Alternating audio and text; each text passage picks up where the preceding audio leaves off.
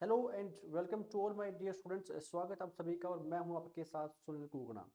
तो जैसे कि हमने अभिमन्यु सीरीज को शुरू कर रखा है हरियाणा के अंदर, और मैंने आपसे ये वादा भी किया हुआ है कि जब तक आपका सीईटी नहीं होगा ना तब तक आपको ये सीरीज इस चैनल के ऊपर मिलने वाली है। तो जितने भी साथी इस चैनल को पहली बार देख रहे हो तो सब्सक्राइब करके बेल आइकन को जरूर दबा लेना, ताकि नेक्स्ट वीडियो जो है ये आप तक पहुंच सके। ठीक है।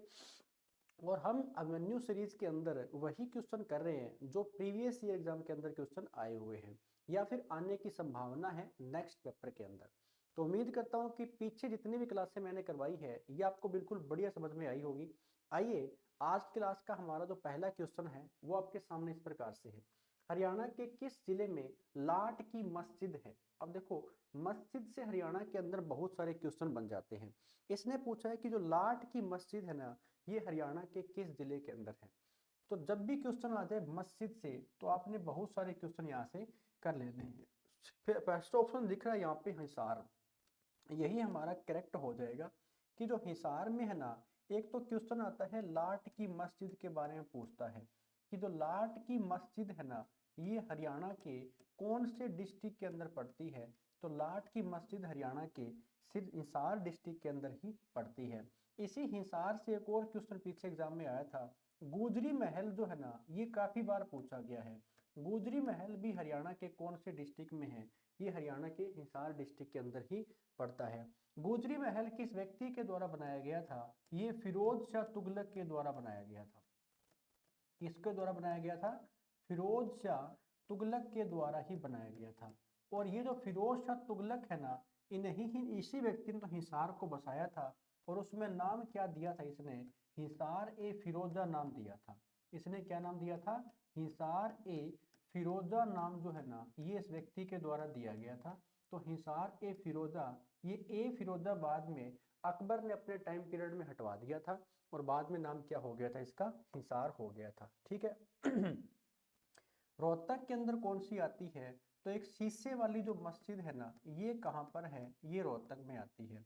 शीशे वाली जो मस्जिद है ये कहाँ पर है? ये रोहतक के अंदर आती है।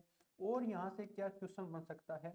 तो एक रोहतक के अंदर जो सोरी बाजार है, पीछे एग्जाम में ये क्वेश्चन आया था, सोरी मार्केट या जो सोरी बाजार है ना, ये कहाँ का प्रसिद्ध है? ये रोहतक का प्रसिद्ध रहता है। और रोहतक ही क्या है? रोहतक ही तो हरियाणा में जितने मंडल है ना, तो सबसे बड़ा जो मंडल है ये रोहतक ही तो आता है।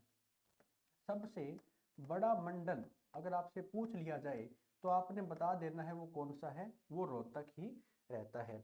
उसके बाद में देखिए, अगर हम बात करें यहाँ पर पानीपत की, तो पानीपत के अंदर कौन सी मस्जिद है? पानीपत के अंदर जो है ना, ये सबसे फेमस मस्जिद है काबुली बाग मस्जिद। कौन सी है? काबुली बाग मस्जिद। और ये जो काबुली बाग मस्जिद है ना, ये किसके द्वारा बनवाई गई थी? ये बाबर ने बनाई थी पानीपत के पहले युद्ध को जीतने के बाद। यानी बाबर के द्वारा निर्मित काबुली बाग मस्जिद हरियाणा के कौन से डिस्ट्रिक्ट में है? पानीपत के अंदर पड़ती है। ठीक है। और जब पानीपत का पहला युद्ध होता है तो इसमें बाबर ने इब्राहिम लोदी को पराजित किया था और बाद में यहाँ पर कौन सी मस्जिद बनवाई थी? काबुली बाग मस्जिद बनवा दी थी। ठीक है। फरीदाबाद से पीछे एक क्वेश्चन आया था, ये पूछता है कि जो बड़खल झील है, कौन सी है? बड़खल झील। ये बड़खल झील कहाँ पर बनी हुई है? ये फरीदाबाद के अंदर आती है। इसको कब बनाया गया था? तो इसको 1947 में बनाया गया था, बाढ़ की समस्या से निपटने के लिए। तो पूछा क्या गया था कि हरियाणा के किस जिले में लाट की मस्जिद है? आपने बता देना है जो फर्स्ट ऑप्शन है ना, हिसार, ये इसका बिल्कुल करेक्ट आंसर रहता है। ठीक है। चलिए, अगला जो क्वेश्चन पूछा इसने वो क्या पूछा देख लेते हैं। निम्न में से कौन सी नदी शिवालिक पहाड़ी से नहीं निकलती है? देखो, हमें इस शब्द पर ध्यान देना है कि जो नदी शिवालिक पहाड़ी से नहीं निकलती है ना, वहां से क्या क्वेश्चन बन सकता है। आइए इस क्वेश्चन को आप फुल डिटेल के अंदर करते हैं। सबसे पहले आपको ये पता होना चाहिए शिवालिक पहाड़ियों के बारे में कि शिवालिक पहाड़ी जो है ना, ये हरियाणा के कौन से हिस्से के अंदर पड़ती है। तो शिवालिक पहाड़ी हरियाणा के उत्तर और पूर्वी भाग में पड़ती है। कहाँ पर है? उत्तर और पूर्वी भाग में कौन सी पहाड़ियां पड़ती है? वो शिवालिक रेंज पड़ती है। पीछे ये भी क्वेश्चन आया था ये कितने प्रतिशत क्षेत्रफल के ऊपर है? तो 1.67% भाग के ऊपर हरियाणा के अंदर कौन सी पहाड़ियां हैं? शिवालिक श्रेणियां आती है। उत्तर पूर्वी भाग का मतलब ये हुआ कि हरियाणा की जो 3 डिस्ट्रिक्ट हैं कौन से वाले हैं? एक तो जो पंचकुला आता है, ठीक है, और इसी पंचकुला के अंदर इसी शिवालिक रेंज में कौन सी पहाड़ी पड़ती है? वो पड़ती है मोरनी पहाड़ी। कौन सी रहती है? मोरनी पहाड़ी रहती है। और इसी मोरनी पहाड़ी का सबसे उच्चतम बिंदु पीछे पूछा गया था, वो था क्रो चोटी। और क्रो चोटी की ऊंचाई कितनी है ये आपने कमेंट बुक करके बताना है कि क्रो चोटी की ऊंचाई टोटल कितनी है। ठीक है, पंचकुला है, पंचकुला के साथ में अंबाला डिस्ट्रिक्ट क्या भी आता है, और अंबाला के साथ में एक और डिस्ट्रिक्ट है जिसका नाम है यमुनानगर। यानी इन 3 जिलों का नाम ज्यादा आता है और ज्यादा किसका जिक्र होता है? वो रहता है पंचकुला का। ठीक है, पीछे ये भी क्वेश्चन आया था कि हरियाणा के कौन से भाग में सर्वाधिक वर्षा होती है? तो हरियाणा के उत्तर पूर्वी भाग में क्या होती है? सर्वाधिक वर्षा होती है। ये सर्वाधिक जो वर्षा है ना, ये किस कारण होती है? ये शिवालिक रेंज के कारण ही होती है। सर्वाधिक जो वर्षा है ये उत्तर पूर्वी भाग के अंदर ही होती है। अब देखो, इन शिवालिक पहाड़ियों से जितनी नदियां निकलती है वो अपन सारी कंप्लीट करने वाले हैं। इसने पूछा कि कौन सी नदी नहीं निकलती है, तो वो तो ऑप्शन रहेगा साहिबी नदी। साहिबी नदी कहाँ से निकलती है? ये निकलती है जयपुर के आसपास बहरोड पहाड़ी से निकलती है। कहाँ से निकलती है? ये निकलती है बहरोड पहाड़ी से। जीतगढ़ और मनोहरपुर के आसपास राजस्थान में जयपुर के पास से निकलती है। और जो साहिबी नदी है ना, ये दक्षिण हरियाणा की क्या है? ये दक्षिण हरियाणा की एक प्रमुख नदी आती है। ठीक है ना, दक्षिण हरियाणा की प्रमुख नदी कौन सी है? वो है साहिबी नदी। दक्षिण हरियाणा की प्रमुख नदी पूछे कौन सी आती है? साहिबी नदी। इसी साहिबी नदी के ऊपर अगर मैं कहूँ कि ये हरियाणा में कहाँ पर प्रवेश करती है, तो ये हरियाणा में रेवाड़ी से प्रवेश करती है।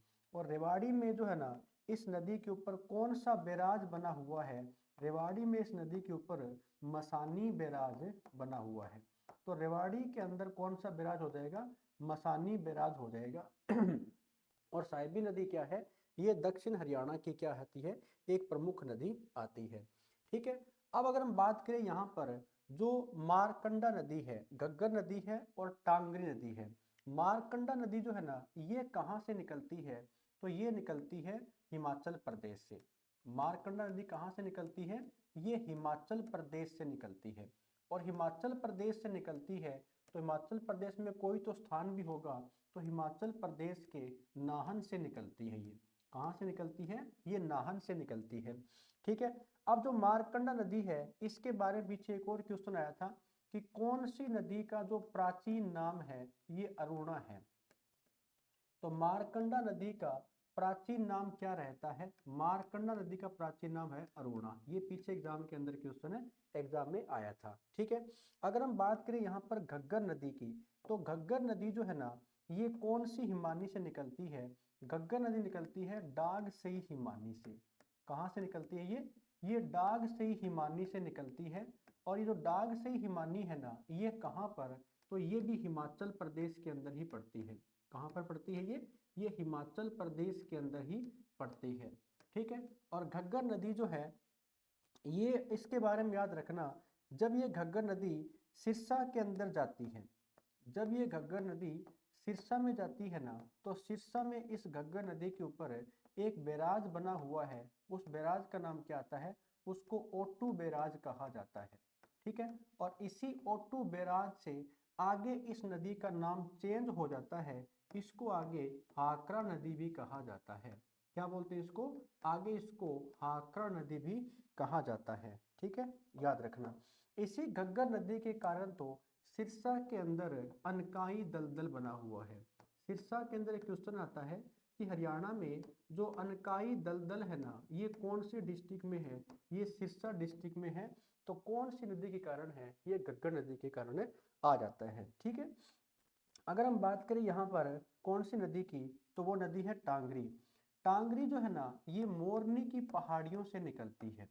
ठीक है, टांगरी कहाँ से निकलती है? ये मोरनी की पहाड़ियों से निकलती है।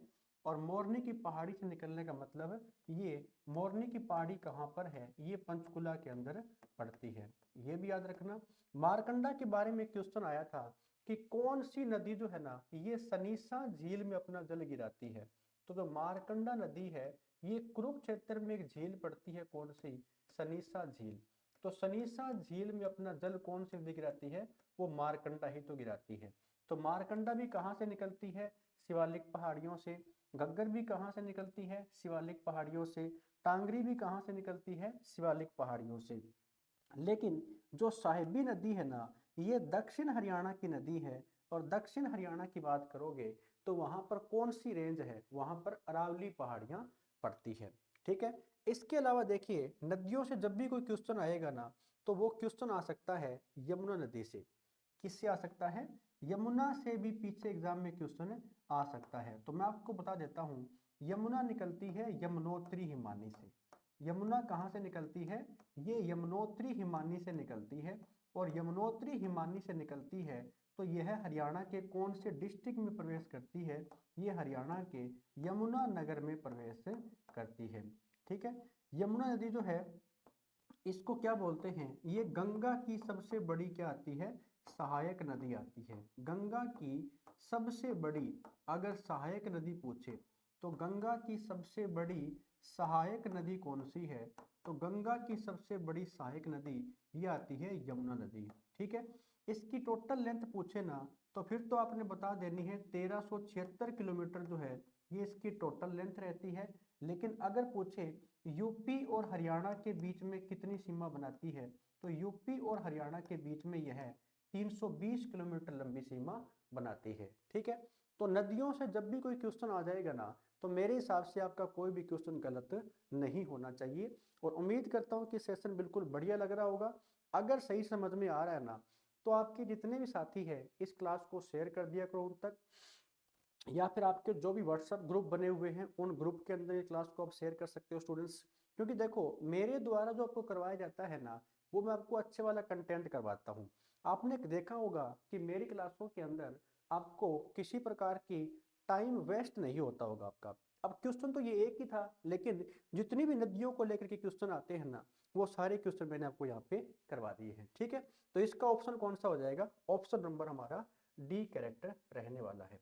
अगला क्वेश्चन क्या पूछा इसने हरियाणा से, हरियाणा में वर्तमान में कितनी तहसीलें हैं। ये भी एक अच्छा क्वेश्चन है कि वर्तमान जो हरियाणा है इसमें टोटल 22 डिस्ट्रिक्ट है, 22 डिस्ट्रिक्ट में कितनी तहसील आ जाती है ये आपको अच्छे प्रकार से पता होना चाहिए। चलिए स्टूडेंट्स इस क्वेश्चन को अपन डिटेल में करते हैं।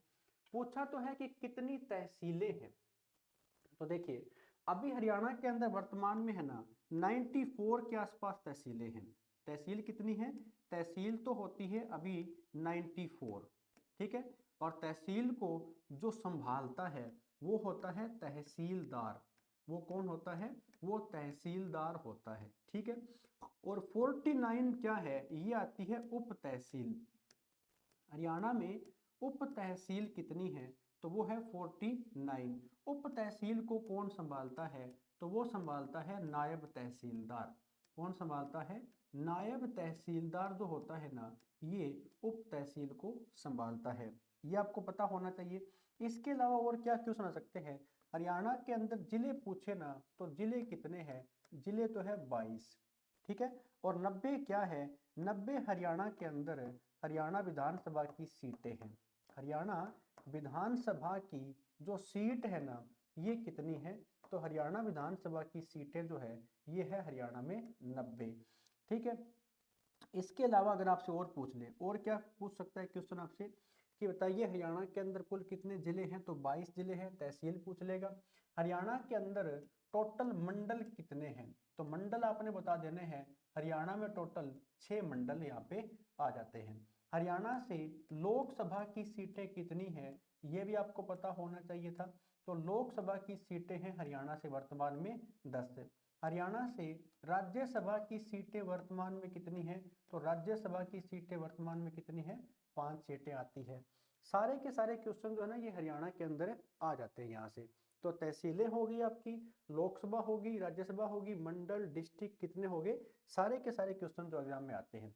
पूछा क्या था कि हरियाणा में वर्तमान में कितनी तहसीलें हैं, तो आपने बता देना है अभी वर्तमान में 94 तहसीलें आ जाती है। ठीक है, चलिए अगला क्वेश्चन क्या कहता है, या कुछ और बातें भी नोट कर सकते हो। हरियाणा के अंदर पुलिस रेंज कितनी है, पुलिस रेंज, तो आपने ये भी नोट कर लेना है, पुलिस रेंज पूछे तो 5 आती है। हरियाणा के अंदर अभी पुलिस कमिश्नरी पहले 3 हुआ करती थी, लेकिन अभी पूछ ले कि पुलिस कमिश्नरी टोटल कितनी हो गई है, तो पुलिस कमिश्नरी भी कितनी हो गई है, ये 5 हो गई है। ठीक है स्टूडेंट्स, तो ये जो डेटा है ये आपको अच्छे प्रकार से याद कर लेना है। चलिए अगला क्वेश्चन क्या कहता है, जगाधरी शहर निम्न में से किसके लिए प्रसिद्ध है। अब सबसे पहली बात तो आपको ये पता हो कि जो जगाधरी शहर है ना, ये हरियाणा के कौन से डिस्ट्रिक्ट के अंदर पड़ता है। तो मैं आपको बता देता हूँ, देखिए हवाई अड्डों के लिए, पशु रोग निदान के लिए, रेल कार्यशाला के लिए, या फिर जो राष्ट्रीय दुग्ध अनुसंधान है इसके लिए। तो पूछा क्या गया है, जगाधरी शहर के बारे में पूछा गया है। सबसे पहली बात तो आपको ये पता हो, जगाधरी शहर जो है ना, ये हरियाणा के यमुनानगर के अंदर पड़ता है। कहाँ पर पड़ता है ये, हरियाणा के यमुनानगर के अंदर आ जाता है जगाधरी शहर। इसी जगाधरी शहर का पीछे प्राचीन नाम पूछा गया था कि इसका प्राचीन नाम क्या हुआ करता था।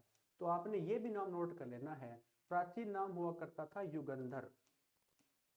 क्या नाम हुआ करता था, युगंधर, ये इसका प्राचीन नाम हुआ करता था।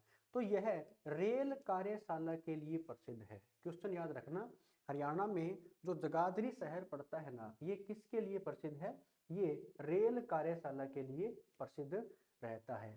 ठीक है, यहाँ पर ये बातें पता कर लेनी है, कहाँ पर है ये, यमुनानगर के अंदर आ जाता है। ठीक है, चलिए स्टूडेंट्स अगला क्वेश्चन क्या कहा गया है देख लेते हैं। हरियाणा का कौन सा जिला दरी बनाने का केंद्र कहा जाता है। देखो ये क्वेश्चन पीछे मैं आपको करवा करके भी आया हूँ, ठीक है, लेकिन थोड़ा अपन इसको रिपीट कर लेते हैं। लेकिन पूछे ना भिवानी के बारे में, तो एक तो क्वेश्चन आता है कि बॉक्सिंग हब के नाम से किसको जानते हैं, बॉक्सिंग हब किसे कहा जाता है। तो बॉक्सिंग हब जो है ना, ये भिवानी को ही कहा जाता है। ठीक है, इसी भिवानी को एक छोटी काशी भी कहा जाता है। भिवानी को क्या बोलते हैं, भिवानी को हरियाणा की छोटी काशी भी कहा जाता है। पानीपत जो है ना, ये हमारा बिल्कुल करेक्ट ऑप्शन हो जाएगा। दरी बनाने का जो केंद्र है ये कौन सा है, ये आपका रहता है पानीपत। दरी बनाने का केंद्र ही नहीं, ये भी आ सकता है कि बुनकरों का शहर भी पूछ सकता है। मैंने आपको बहुत बार करवाया है क्वेश्चन ये, बुनकरों का शहर जो है ना, ये काफी बार एग्जाम के अंदर पूछा गया है। या फिर पूछ सकता है हैंडलूम का शहर किसे कहा जाता है। तो हैंडलूम का जो शहर है ना, ये भी पानीपत को ही कहा जाता है। ठीक है, या फिर हथघरकों का शहर, हथघरकों का शहर, हथघरकों का शहर किसको बोलते हैं, ये पानीपत को ही कहा जाता है।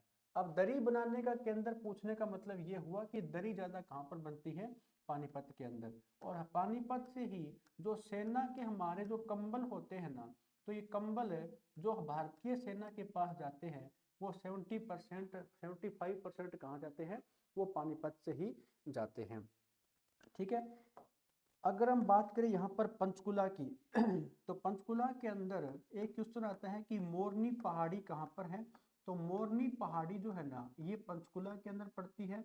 और मोरनी पहाड़ी का उच्चतम बिंदु कौन सा आता है, वो आता है क्रो चोटी। कौन सा है, क्रो चोटी जो है ना, ये इसकी ऊंचाई कितनी है, तो इसकी ऊंचाई है 1514 मीटर, यहाँ पर इसकी ऊंचाई रहती है। ठीक है, अंबाला जो है ना, ये सिलाई उद्योग के लिए प्रसिद्ध है। या जो सिलाई मशीन है, सिलाई मशीन ये किसके, यहाँ पर कौन है, अंबाला प्रसिद्ध है, सिलाई मशीन है। या फिर जो गलीचा उद्योग है, गलीचा उद्योग ये कहाँ का प्रसिद्ध है, तो ये अंबाला का प्रसिद्ध रहता है। ठीक है, इसके अलावा अंबाला में क्या बनी हुई है, अंबाला में एक सैनिक छावनी बनी हुई है जिसको अंबाला कैंट के नाम से भी जानते हैं। और अंबाला कैंट से हरियाणा के एमएलए कौन है अभी, तो वो बनते हैं अनिल विज। और वर्तमान में वो क्या है, हरियाणा के ऊर्जा मंत्री भी है और हरियाणा के परिवहन मंत्री भी आते हैं। तो कौन सा ऑप्शन हो जाएगा, ऑप्शन नंबर बी हमारा करेक्ट रहता है। अगला क्वेश्चन क्या कहता है अपन देख लेते हैं। कुरुक्षेत्र जिले में सरकारी चीनी मिल जो है ये किस स्थान पर है, यानी कुरुक्षेत्र का वो स्थान कौन सा है जहां पर सरकारी चीनी मिल बनी हुई है? पेहोवा, लाडवा, थानेसर या फिर शाहबाद? तो सारे के सारे क्वेश्चन आप अच्छे से करेंगे। देखिए, ये जो पिहोवा है ना, इसका प्राचीन नाम हुआ करता था पृथुदक। ठीक है, क्या नाम हुआ करता था? पृथुदक हुआ करता था। किसी टाइम में जो पिहोवा है ना, ये घोड़ों का या व्यापार का सबसे बड़ा केंद्र हुआ करता था। व्यापार का सबसे बड़ा केंद्र हुआ करता था उत्तर भारत का। व्यापार का सबसे बड़ा केंद्र हुआ करता था ये उत्तर भारत का। ठीक है, इसके अलावा देखिए, ये पिहोवा के बारे में क्वेश्चन आता है कि हरियाणा का गया किसे कहा जाता है? हरियाणा का गया, हरियाणा का गया किसको बोलते हैं? देखो, ये जो गया है ना, ये बिहार का एक स्थान पड़ता है। तो बिहार में जब गया का महत्व है ना, वैसे ही महत्व हमारे कहाँ पर है? वो पिहोवा के अंदर आ जाते हैं। एक बात और याद रखना, इसी पिहोवा के बारे में मैं आपको बता देता हूँ कि जब महाभारत का युद्ध हो गया था, जब महाभारत का युद्ध हो गया था ना, तो महाभारत का युद्ध जब समाप्त हो जाता है, जब समाप्त हो जाता है, तो इस युद्ध में जितने लोग मारे गए थे ना, जितने लोग मारे गए थे, उनकी आत्मा की शांति के लिए या उनकी आत्मा की शांति के लिए जो पांडव थे ना, उन्होंने जो पिंडदान किया था, वो इसी पिहोवा के स्थान पर भी कहा गया था। ये बात भी आपने याद रखनी है। नेक्स्ट कौन सा है? लाडवा। लाडवा कुरुक्षेत्र के अंदर ही पड़ता है, लेकिन अभी कहूं कि जो हरियाणा के सीएम है ना, वो कौन है? वो नायब सिंह सैनी है। कौन है? हरियाणा के सीएम जो नायब सिंह सैनी है ना, ये कहाँ से विधायक है, ये कहाँ से एमएलए है? तो वो लाडवा से ही एमएलए है। ठीक है, याद रखना। थानेसर जो है, ये भी कुरुक्षेत्र के अंदर ही पड़ता है, और थानेसर जो है, ये कुरुक्षेत्र का प्राचीन नाम हुआ करता था। इसी थानेसर की अगर हम बात करें, तो यहाँ पर जो महमूद गजनवी था, इसने 1014 ईस्वी में आक्रमण किया था। ठीक है ना, 1014 ईस्वी में जब आक्रमण किया था, तो वो महमूद गजनवी के द्वारा किया गया था। महमूद गजनवी के द्वारा जो है ना, ये आक्रमण किया गया था। ठीक है, यहाँ से जब इसने आक्रमण किया था, तो किसको हराया था? तो एक तोमर वंश के शासक थे जिनका नाम था जयपाल। तो जयपाल को इसने पराजित किया था, और जयपाल को पराजित करने के बाद यहाँ पर जो है ना, एक चक्रा स्वामी नाम की मूर्ति से प्रसिद्ध थी। तो चक्रा स्वामी की जो मूर्ति थी ना, चक्रा स्वामी की मूर्ति, ऐसा कहा जाता है, चक्रा स्वामी की मूर्ति को तोड़वा करके इसने जो मस्जिद होती है ना, इनकी सीढ़ियों के अंदर इसने लगवा दिया था। लेकिन पूछा क्या है? सरकारी चीनी मिल पूछा है, तो वो रहेगी ऑप्शन नंबर डी, शाहबाद के अंदर रहने वाली है। ठीक है स्टूडेंट्स, क्या बिल्कुल बढ़िया चल रहा है सेशन और सभी को सही समझ में आ रहा है क्या? तो मेरी एक ही रिक्वेस्ट रहेगी कि आपका फर्ज ये बनता है कि अगर आपको बिल्कुल फ्री के अंदर एक अच्छी क्लास मिल रही है, तो आप अपने जितने भी साथी हैं ना, उन तक इस क्लास को शेयर कर दिया करो, ताकि हमारे इस चैनल के ऊपर जो स्टूडेंट है, ये ज़्यादा संख्या के अंदर भी आ सके। ठीक है, एक बात अगर आप मैं आपसे पूछ लेता हूँ, अगर आप इच्छुक हो तो हम इस चैनल के ऊपर जो है ना, लाइव क्लास भी कर लिया करेंगे। वो आपने बताना है कमेंट करके, क्या हम लाइव क्लास ले लें या ना लें? ठीक है, बताइए। हरियाणा के किस जिले में एटलस साइकिल उद्योग है? यानी हरियाणा में वैसे तो बहुत सारे उद्योग हैं, लेकिन एक उद्योग प्रसिद्ध है, वो कौन सा है? वो है एटलस साइकिल का उद्योग। तो एटलस साइकिल का जो उद्योग है ना, ये हरियाणा के सोनीपत का ही प्रसिद्ध है। किसका प्रसिद्ध है? सोनीपत का ही। सोनीपत का प्राचीन नाम अगर आपको पता हो तो क्या हुआ करता था? सोनीपत का प्राचीन नाम पीछे एग्जाम के अंदर पूछा गया था, वो हुआ करता था स्वर्णप्रस्थ। क्या नाम रहेगा? स्वर्णप्रस्थ इसका प्राचीन नाम हुआ करता था। ये सोनीपत वही है जब पांडवों ने अपने अपने लिए 5 गांव मांगे थे, जैसे पानप्रस्थ था, इंद्रप्रस्थ था, बागप्रस्थ था, उसमें से क्या आता है? स्वर्णप्रस्थ भी यही हुआ करता था। याद रखना, यहाँ पर हिसार का कौन सा उद्योग प्रसिद्ध है? तो हिसार में सबसे ज्यादा क्या बनते हैं? लोहे के पाइप बनते हैं। लोहे के पाइप यहाँ पर प्रसिद्ध है, या फिर जो मैग्नेट सिटी है ना, ये भी किसको बोलते हैं, तो मैग्नेट सिटी भी हिसार को ही कहा जाता है। मैग्नेट सिटी के साथ साथ में स्टील सिटी भी किसको बोलते हैं, ये भी हिसार को ही कहा जाता है। स्टील सिटी किसको बोलते हैं, हिसार को ही कहा जाता है। ठीक है, पलवल और गुरुग्राम, गुरुग्राम के बारे में क्वेश्चन आ जाए तो हरियाणा का दूसरा सबसे बड़ा शहर कौन सा है, हरियाणा का दूसरा बड़ा शहर कौन सा है, तो दूसरा बड़ा शहर जो है ना, ये गुरुग्राम ही रहता है। और यहाँ से क्या क्वेश्चन बन सकता है, गुरुग्राम को मेडी सिटी भी कहा जाता है, क्या बोलते हैं इसको, गुरुग्राम को मेडी सिटी भी कहा जाता है, और गुरुग्राम को सोलर सिटी के नाम से भी जानते हैं इसको, गुरुग्राम को सोलर सिटी भी कहा जाता है। ठीक है, गुरुग्राम को मॉल सिटी भी कहा जाता है। ये सारे के सारे क्वेश्चन जो है ना, कहाँ से आते हैं, इसी गुरुग्राम से आते हैं। तो हरियाणा के किस जिले में एटलस साइकिल उद्योग प्रसिद्ध है, तो वो हरियाणा का सोनीपत डिस्ट्रिक्ट है, जहाँ से एटलस साइकिल जो है ये ज़्यादा संख्या के अंदर बनती है, और ये उद्योग वहाँ का सबसे बढ़िया प्रसिद्ध आता है। ठीक है, चलिए अगला जो क्वेश्चन है वो क्या कहता है, पर देख लेते हैं स्टूडेंट्स। हरियाणा में निर्मित कौन सी वस्तु जो है ना, ये विदेशों को निर्यात की जाती है। अब देखो, हरियाणा के अंदर बहुत सारी चीजें बनती हैं, लेकिन कुछ ऐसी चीजें हैं जो बनती तो हरियाणा के अंदर है, लेकिन विदेशों के अंदर निर्यात की जाती है। वो कौन कौन सी आती है, पर देख लेते हैं। इसने पूछा क्या है हरियाणा में निर्मित कौन सी वस्तु विदेशों को निर्यात की जाती है, तो पित्तल के बर्तन, लिबर्टी के जूते, दरी, फर्नीचर का सामान, तो सेकंड ऑप्शन बिल्कुल करेक्ट हो जाएगा। लिबर्टी शूज जो है ना, ये हरियाणा के करनाल डिस्ट्रिक्ट में बनते हैं। कहाँ पर, ये करनाल में बनते हैं, और ये विदेशों के अंदर क्या होते हैं, यहाँ से निर्यात होते हैं। ठीक है, पित्तल के बर्तन पूछे तो रेवाड़ी के अंदर ज्यादा बनते हैं, या फिर दरी बनाने का केंद्र पूछे तो वो कौन सा हो जाएगा, वो पानीपत रहेगा। इस क्वेश्चन का ऑप्शन क्या रहेगा, लिबर्टी शूज करनाल के अंदर बनते हैं। ठीक है, तो ये थे स्टूडेंट्स हमारी आज की क्लास के क्वेश्चन। उम्मीद करता हूँ कि आपको सेशन बिल्कुल बढ़िया समझ में आया होगा। अगर सेशन अच्छा लगा है तो लाइक एंड शेयर भी कर दिया करो, और बहुत जल्द जो है मैं आपको यहाँ पर एक सरप्राइज भी देने वाला हूँ। यानी हम कोशिश करेंगे कि कम से कम 1 घंटे की जो क्लास है वो हमारी लगभग चला करें। अभी कितनी चलती है, आधे घंटे की या 40 मिनट की चलती है। मैं कोशिश करूँगा कि क्लास को थोड़ा लंबा किया जाए, कम से कम 1 घंटे के आसपास क्लास आपको मिल जाए। ठीक है, तो उम्मीद करता हूँ कि सेशन बिल्कुल बढ़िया लगा होगा। तो मिलते हैं स्टूडेंट्स नेक्स्ट वीडियो के अंदर। थैंक यू, जय हिंद, जय भारत।